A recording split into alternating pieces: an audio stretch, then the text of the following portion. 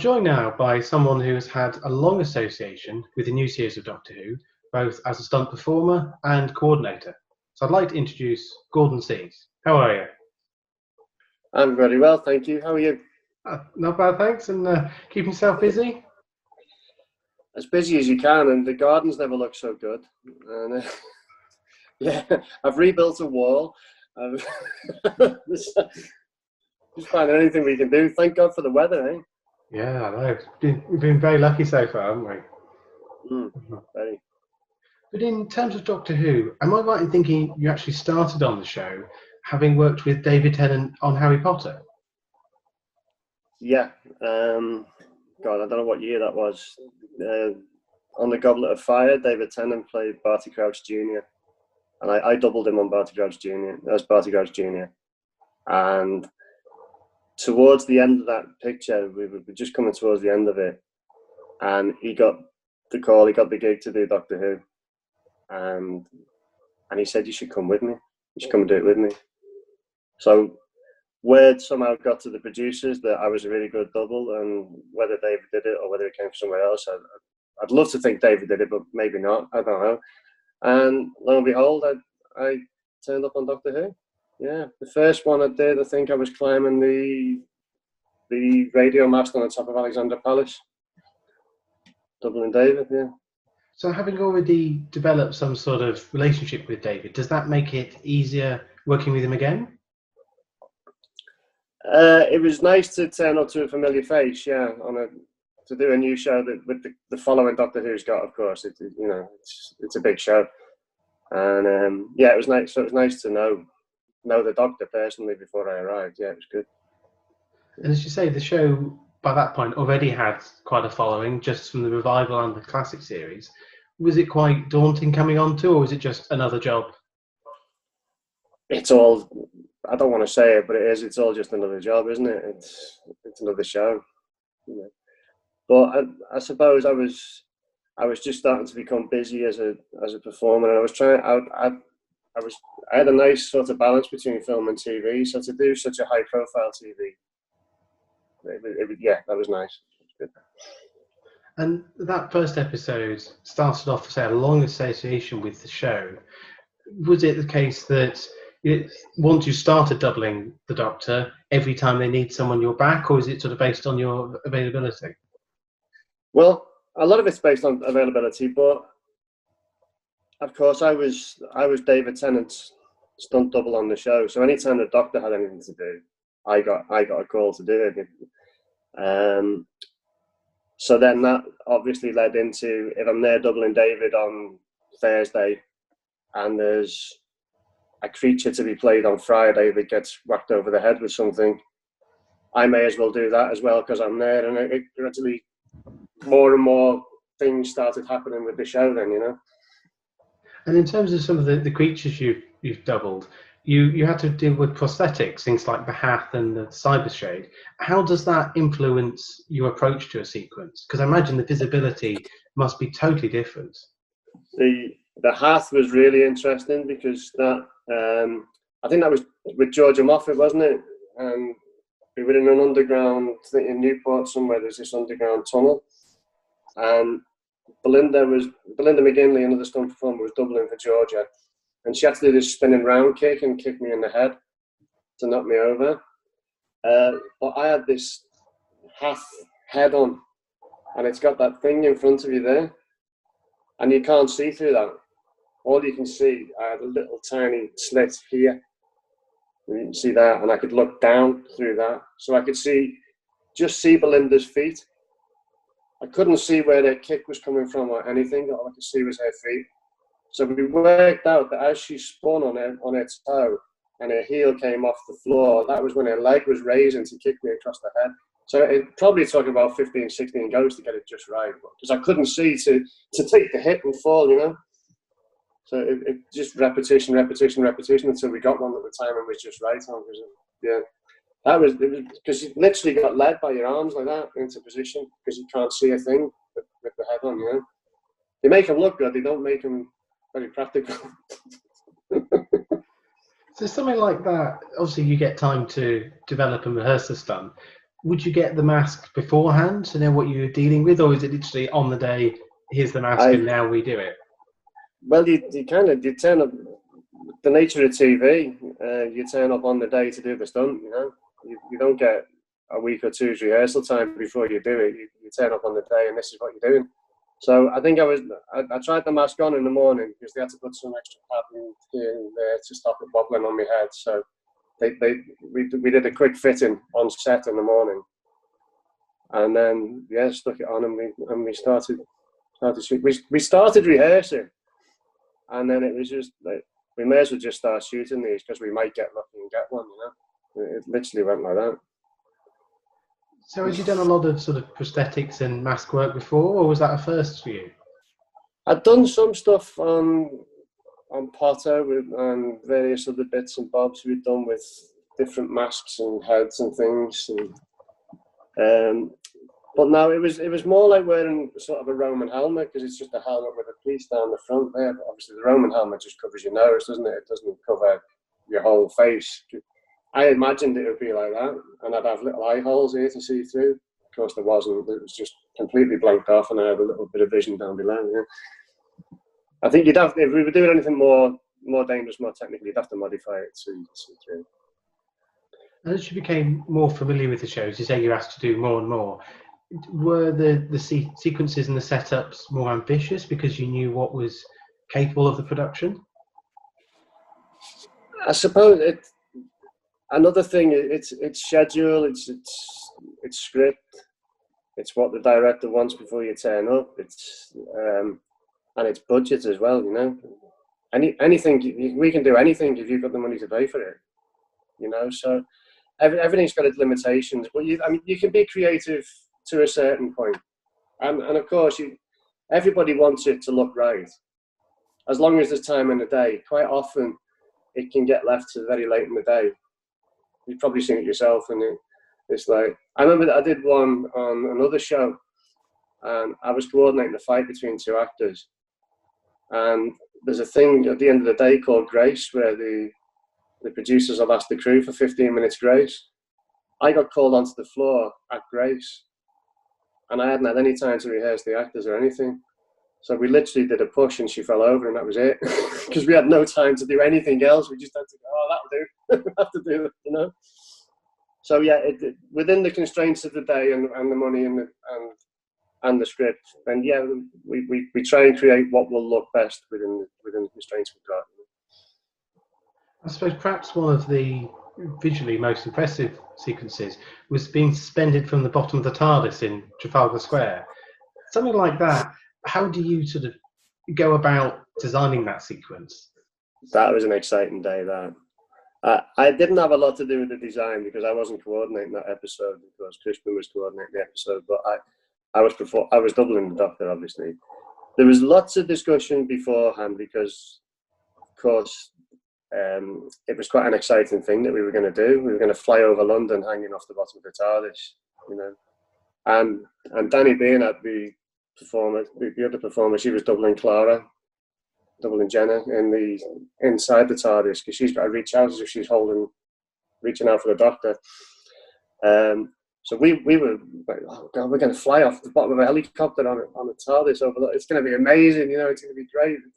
And TV doing a stunt like that as well, to attempt a stunt like that on TV was massive. So I'd done some, Crispin and I were both coordinating that episode together, so I'd done some in the hills with Clara riding a motorbike down towards the TARDIS to skid inside. And then Crispin shot the bit in the TARDIS in the studio. It was all put together there, because where Matt's sitting there with the paper and she skids in on the bike and stuff. So we collaborated together on the whole episode anyway. So this constant thing about, when are we going to do the TARDIS, when are we going to do the London thing?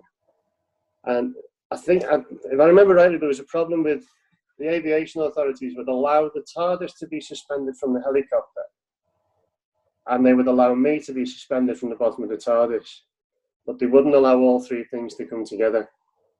So we couldn't hang off the TARDIS off the helicopter over London, so we had to get a crane over Trafalgar Square to do the actual swinging and landing. And a lot was done with CGI then. We shot on green screen back at St Athan and near Cardiff. to do the actual off the crane, hanging on the TARDIS, do the flying through as if we're coming down over the Thames. A lot of that was done with CGI then on green screens, but the bit over Trafalgar Square, that the logistics of that, to get permission for the crane to go onto the tiles of Trafalgar Square and all that, because it was a massive crane to get the height we needed. I mean, it was special though. There was a lot of people around Trafalgar Square that day watching us do it. It was a special day. Yeah, I had a photograph taken. 2 Japanese tourists came and took me picture, asked me for a photograph with the little boy. So the little boy come over and he kind of got under my arm there and be like, yeah. And they took the photograph, and when as they were leaving, they said to me, "Oh, you make our life very special. It's so nice that you play the best Doctor." They thought I was Matt, and I didn't have the heart to tell them I wasn't. They just thank you about that, and off they went. So in terms of Doctor Who, is that perhaps one of the most ambitious sequences you've done? That's the most. I think that's the most ambitious sequence I've done with them as a single set piece. Yeah, that's probably the most ambitious I've done with them. Yeah, as I say, because of the logistics and And you've doubled both Matt Smith, David Tennant, Arthur Darvill, all sorts of characters who were perhaps the most excited to do their own stunts. All of them. Trying to stop them was kind of harder than anything else, really, because obviously there's a point where they can't do something, Now, all actors are very different, Some want to do everything, some don't want to do anything, some want to do some of it, some want you to do it and then take the credit for what you've done. And, it's just the nature of the beast, But on Who, they were all very up for it, and it's so much better to be able to get their face into a stunt. And quite often as a stunt performer, you turn up to double somebody and you go home doing nothing because the actor's done it all themselves, And when I was starting out as a performer, that's quite disappointing because you've gone to do something, he's done it himself. And the coordinator will say to you, "Oh, sorry, mate, he's going to do it himself." Whatever, okay. And you go a bit disappointed. As a coordinator now, looking back at them days, it's actually so much better because the actor's face is being involved in the thing. It might not be quite as spectacular as the stunt you were going to do was, but it tells the story better because it's the actor doing it, And I imagine as a coordinator, you're also involved a lot in the wire work, which Doctor Who increasingly relies upon. Am I right in thinking? Yeah, massively, yeah. And so is the development of, introduction of more CG change the nature of the stunts, or perhaps how you approach things? Yeah, it's in a way it's toned down the stunts quite a lot, but it's given the ability to allow the actors to do more. So you can push the action further with the actor before you need to put the stunt double in. Of course, at some point you want the stunt At some point you want the stunt person to do. You need the stunt person to do a stunt to finish off the sequence usually, but yeah, there's quite a lot you can do with the wires and the actors, as long as it's stuff that's involved with being up in the air. And I believe when doubling Peter Capaldi over in Lanzarote, you had to sometimes rethink some of your setups. Am I right in thinking? Yeah, that was quite a funny turn out. That I can't remember the name of the episode. I'm terrible with the episodes of Doctor Who, so don't ask me to quote the episodes. I'm sorry, but I went out to coordinate and to perform on that one. I was looking after Peter doing a thing where he has to fight a spider that comes out of a little cave and attacks him, and then there was a bit where he has to run and jump off a cliff edge. And so I was earmarked to go and do that for him as well. While you're there, do this little stunt. So yeah, okay. So I get out, and Peter Bennett, the producer, took me to show me. He said, "I'll show you that ledge we've got." So he takes me out, and we walked out through this sort of lava landscape, and we find this little ledge, and he says, "That's it." And it was about 2 foot high off the ground. I was like, "Is that it?" And he said, "Yeah." He said, He said, it's not much, is it? I said, no, not at all. He said, I don't know how we're going to shoot it, because we're not going to really... He said, where can we put a camera? So we started looking at this edge of the cliff where we can position the camera to just catch the edge of the top of the cliff and see me running toward. He said, we're only going to see up to your knees. I said, I know. He said, let's find something better. So, all right. So off we go. We must have spent about an hour walking around in this lunar landscape in Lanzarote. I don't know if you've been. It's all like volcanic rock and everything. It's beautiful, but it's hard to walk on. And we're out for ages walking around. Anyway, we find this thing. Peter says, look at that. And it was about 15, 20 feet high, this cliff edge. He said, what about that? I said, that looks great. And it was like a little cove of this lava rock with an overhang at the top. So he said, run up and have a look at the top. So I've gone up on the top and I've had a look down at him. And I said, yeah, it looks great. It's nice and solid up here. Yeah, we can do that. He said, great, we'll do that then. I said, what crash mats have we got with us? Because we're in Lanzarote. I've got nothing with me. I've just gone out with a bag of pads, my stunt pads, and that's all I've got with me. He said, he rings back to base. We've got 2 judo mats, 2-inch thick judo mats. That's all we have with us. I said, we can't do that, Pete. I can't jump off that onto them. He said, we've got to do something. He said, come on, you said you like doing a stunt.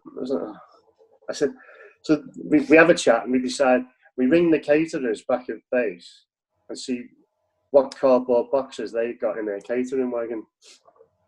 And they get as many as you can, we said. So anyway, we go back to base and there's this mound of boxes and they're all like tomato crates and apple boxes and boxes, potatoes come in and whatever. Anything we could find. Polystyrene trays, there was loads of them, a pack of them in polythene, or 2 packs of them. And we took them all up onto this place where we'd spotted. It was about half an hour into the thing, with all the crew carrying cobbles of boxes, and we managed to put this thing together that was like all up and down and around. We made about a 6 foot by 8 foot sort of rectangle of boxes and put 2 little 2-inch judo mats on the top of it. And then I go up on the top of the thing to do the jump. And of course, the last thing I'm told is, don't damage the helmet. You can't. So now I've got to land on this little thing that's not really deep enough to land in at all anyway. I'm going to land as flat as I can so I don't put a knee or an elbow through it onto the box down below. And I've got to be mindful of this thing. But we did it and it actually looked quite good. Did it twice, I think. Yeah, we had enough boxes, we managed to replace a few boxes and we did it twice. So does Doctor Who present a lot of challenges like that? You know, is it a particularly varied show to work on? No, that was a one-off. It's yeah. The planning, the thing with TV and the way, as I said before about schedules and stuff, and the constraints of a schedule, the thing with TV is everything's got to be so well planned before that you don't normally get time to do stuff like that, you know, to go and invent something on the day. You very rarely get time to do it. You have to be planned beforehand and turn up and do in an hour and then move on to the next scene, you know. So how different is it to work on television and film? Is it just the scale or the time? There must be some difference between the two. The scale, the money, the time. I don't mean the money we make. I mean the money that the production has to be able to create bigger and better setups, you know. I'd say better, but all the things we shoot on TV as a scene would be an element of a bigger scene on a bigger set piece on a movie, you know. So if we do a car turning over and smashing through a wall on fire on TV, that would be a big afternoon's work that way. On film, that would happen as a motorbike went that way and the guy falls off and the wagon blows up over there, and so it just gives you more. You can have a lot more time and a lot more budget to put a lot more elements together into a big set piece on a movie. Because it's budget and time, you know. And am I right in thinking that an early job for you would have been James Bond? That must have been a great sort of learning ground for you. I think the first Bond was World Is Not Enough, was it? I think it was my first one. Yeah. I mean, to get that call when you're starting out it's pretty special, like. Because it's a franchise that famously, if you can do the stunt, they want you to do it. So that was that a particularly good place to start your stunt career? Yeah, because I think with that job in particular, there was a lot of older, more seasoned stunt performers around as well. So I mean, the wealth of talent that was there in the crowd. We were doing, I think it was Gary Powell was driving a speedboat and jumping out of the River Thames as Pierce Brosnan. And we were the crowd that were all there, and the speedboat comes out. We all scattered as it comes out of the water, you know. So, of course, I was brand new. I was green, and I really excited and listening to all the raconteurs telling stories about, and all the stories the older guys want to tell you is about when things went wrong back in the day. And you're brand new coming into something, and you think, is this going to be all right? But yeah, that was fun. Yeah. So that led you on to work on things like The Mummy Returns, Tomb Raider. You know, there seemed to be a great sort of time of big stunts and action sequences. Was that a very good time to start out in general? Actually, no, I don't think I was very lucky. But I don't know if it's luck or talent or what, but someone saw something in me, and I got picked up, you know. There was a lot of people doing nothing at home, but because if you imagine back then, there wasn't as many TV channels. There was 2-3 movies in the studios in the year. It wasn't like it is now, where you can't. They're building studios all over the place now to try and fit movies in. Back then, there wasn't that many going on, you know. And I just got lucky and fell into the right group of people that were doing the right things, and I just sort of carried on from that, you know. I think I did that Bond. Then I was quiet for a while after that, doing bits of TV, Casualties, Central, and things like that in Manchester. And then I went on a thing called Leprechauns, which was a Hallmark production. It was 4.5 hours long, I think. It was two 2-hour episodes, I think it was, on Hallmark, about trooping fairies fighting leprechauns. Half of the stunt team were dressed as fairies. And half were dressed as leprechauns, and we were doing big battles. but the stunt team, I kind of became, I was doubling one of the leads in it, Tony Curran. And it was also in Doctor Who. I doubled him again on Doctor Who later on. So I was kind of one of the core group on that production. And that stunt team then went on to do 102 Dalmatians. So I then jumped onto 102 Dalmatians with them, and I did various things on that. I doubled Glenn Close on 102 Dalmatians as well, where she gets baked into the cake in the cake factory and all that, and then the trolley hits a stop, and she somersaults in the cake into a cafe window. Well, I was a trampolinist and gymnast back in the day, so that's why I was so busy, I think, because there wasn't many of us about that could do that sort of stuff. And I had to do the somersault in the cake. But we didn't have wires, we did it on a trampette, and I jumped off a high ledge onto a trampette and somersaulted into the window.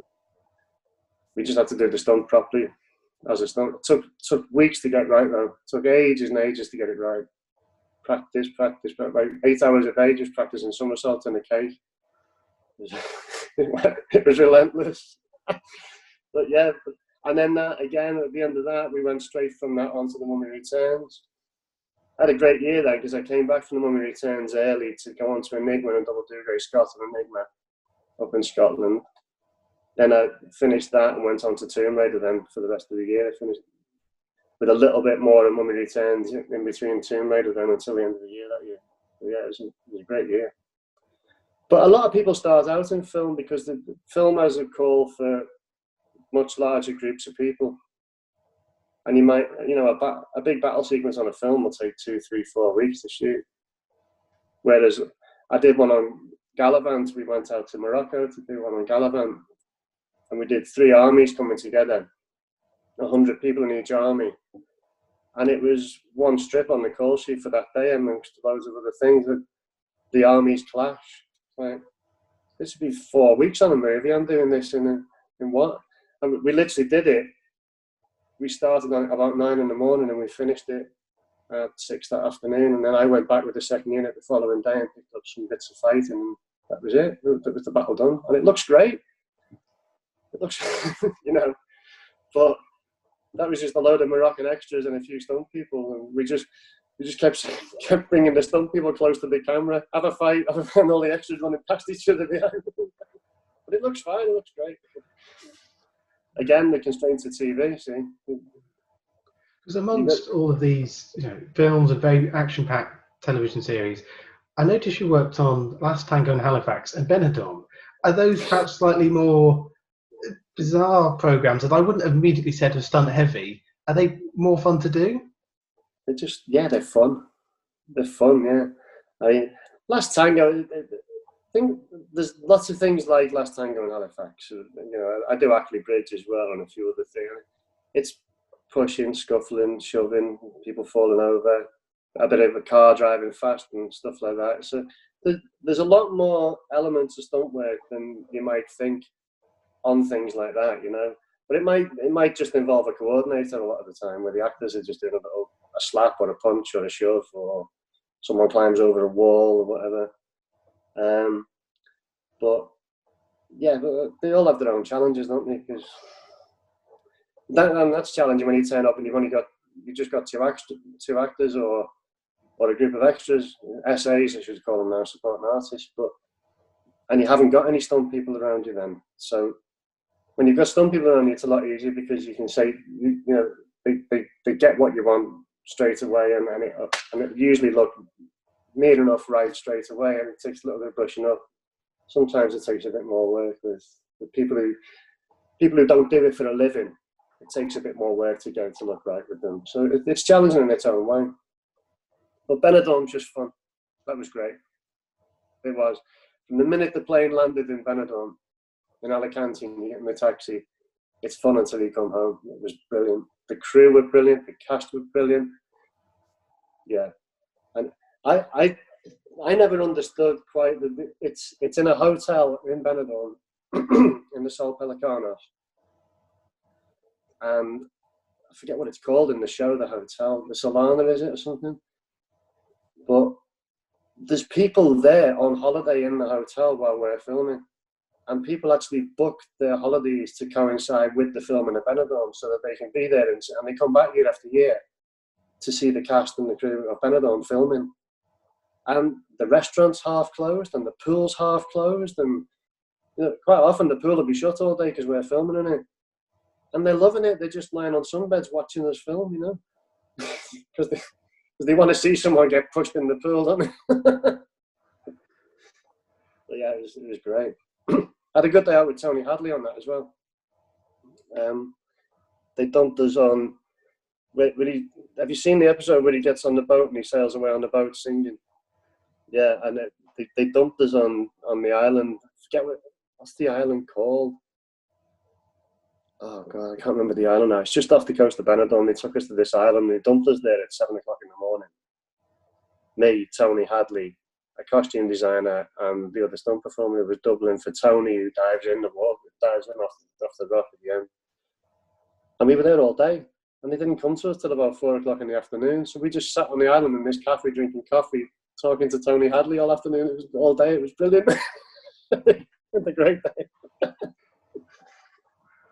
Well, I think on the note of obviously a very fun and slightly different job, I'd just like to say thanks very much for your time, Gordon. No, thank you. Thank you very much.